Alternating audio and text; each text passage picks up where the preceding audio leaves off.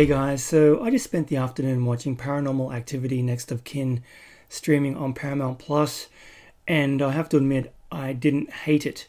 I was very apprehensive about checking it out. I've seen all the other ones. The first one came out back in 2007 and spawned a number of sequels. So when I heard there was another one, I thought, okay, I didn't mind the franchise. I mean, they're fine, but I don't really kind of go for these found footage kind of films. I could give or take them. I don't really enjoy them too much. So when we're getting another one in the franchise, I was like, okay, whatever, I'll check it out. I've got nothing else to do today. But I'm surprised to admit that I actually enjoyed it. It was fun.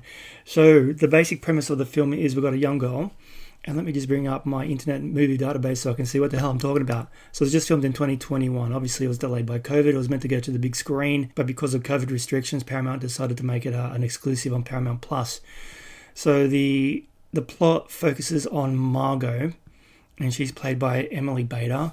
She's a young girl who's been adopted out. So they decide to make a documentary following her story when she's contacted by her biological family, and they organise a meeting. And it turns out her new family are Amish.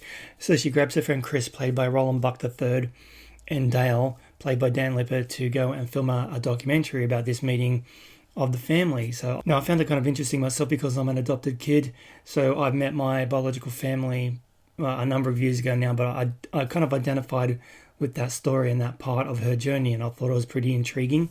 And to have the family be Amish was also an intriguing part of the story element for me. And typically the Amish have no technology around them at all, and I'm no expert, but with the film series based on security cameras and found footage, I found it interesting that they're going to be going to an environment where technology is not used. No cameras, no computers, no TV, no radio, nothing like that.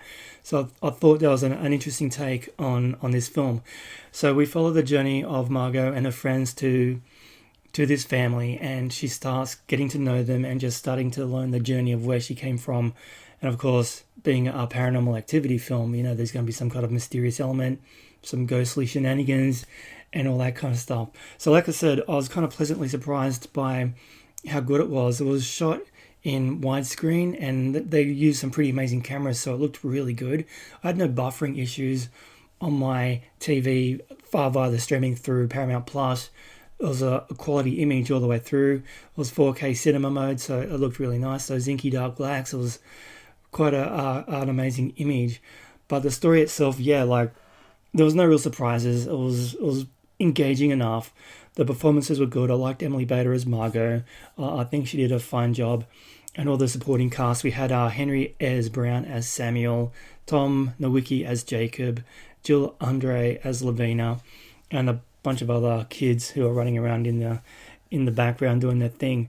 So the mystery element, yeah, it's nothing that you haven't seen before, like I said, but it really has nothing to do with Paranormal Activity, the franchise as a whole. I mean, all the other movies, and I'm really struggling to remember a lot of them. I mean, I've seen them a few times each, but that was a long time ago.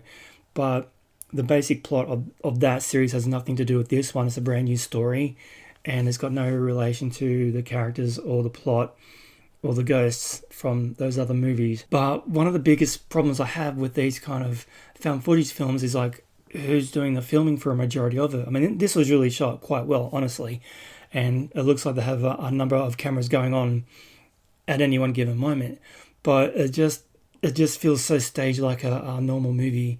I mean, there's scenes where there's conversations being had, and it's like, well, it's set up like a movie. Like there's no natural way for somebody filming a documentary or just filming something in real life. I mean, we've all got camera phones now, so just filming like a two-for shot, for instance, you'll have two people in frame having a conversation, but there's a lot of cuts from that person to that person, backwards and forwards, just really professional, for want of a better word.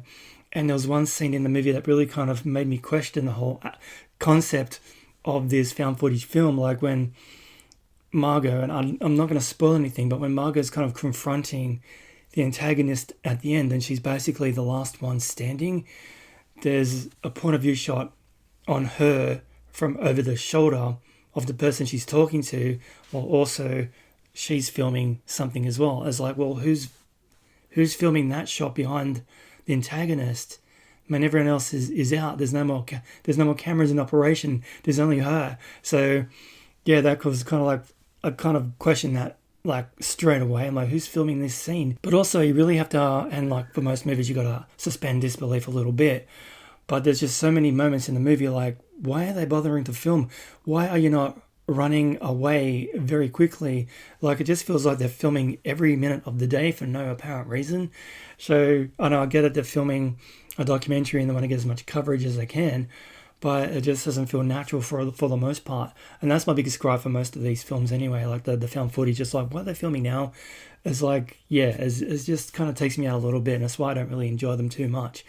But having said that, I had a good time with this movie. It only goes for about an hour and 38 minutes, so it doesn't take up too much time to get through. But yeah, like the first, I'd say the first hour is just kind of like slogging through the story, and it's nothing too groundbreaking. A few little jump scares, I must admit. But the last 38 minutes of the movie just go off the rails, and I just found myself laughing and jumping and having a good time with it. And I was honestly quite surprised that I was so engaged with the story from that point on. So is it scary? No, it's not scary. I grew up on horror. I've seen so many horror films in my day. It takes a lot to scare me. But there was some jump scares, yeah. There was some genuine moments where I was like, oh shit, I jumped out of my chair. But yeah, the ending is when it kind of like, yeah, I really did something for me. I just kind of like, this is stupid. This is so ludicrous. This is so far removed from Paranormal Activity, but I'm having fun, and I just went with it. Because, and like I said, I'm not going to spoil anything, but Paranormal Activity movies are usually about some kind of ghostly activity, right? I mean, it's in the title. You see things moving around, doors shutting and closing, and lights turning on and off, sheets being pulled off the bed. It's an invisible protagonist. You don't see who's doing all the ghostly shit, right? This one, and I barely remember the sequels, but this one, yeah, it goes a different way. So, yeah, basically I had fun with this. So if I was going to give it a score out of 10, I'd give it a solid 7, because it was fun more than anything else. And I'm just as surprised as you are. Have you seen it? What do you think? Tell me, am I alone in this? I mean, a lot of the reviews on the Internet Movie Database were kind of like average 6 or 7. Some hated it, some went with it. But for me, yeah, I was surprised about how much I actually enjoyed this one. So it was directed by William Eubank, and he has done in the past Underwater. That was I saw that one. That had what's her name in it? Let me look. Kristen Stewart, about a deep dive kind of a movie where people are stuck in an underground facility or an underwater facility, and it starts to sink. So it was a pretty good actioner. The Signal, I think I've seen it, and Broken Sea. So he's done a few things, and it was written by Christopher Landon, who also wrote Freaky, which I enjoyed, and he's done Happy Death Day to You, Scout's Guide to the Zombie Apocalypse, Paranormal Activity, the Marked One. So he's done some movies I've enjoyed. So there you have it. That's why I've kind of enjoyed this film. It had a pretty good writing team behind it, and a pretty decent director at the helm, and the cast were good. So if you like a found footage film, and to be honest, it feels like those days are long gone, that heyday for the found footage films, they came out like a dime a dozen. This is one of the first ones we've had in a while, and it was actually entertaining. I'm quite surprised. So the cast were good, story was good, it was well shot, it was fun. So yeah, I can't really knock it. I mean, it wasn't great, but I had fun, and that's the main thing I look for in movies these days, especially when it's a cheap little horror film. So I watched it, I liked it. Have you seen it? Let me know down below in the comments, and I'll catch you next time. Thanks for watching.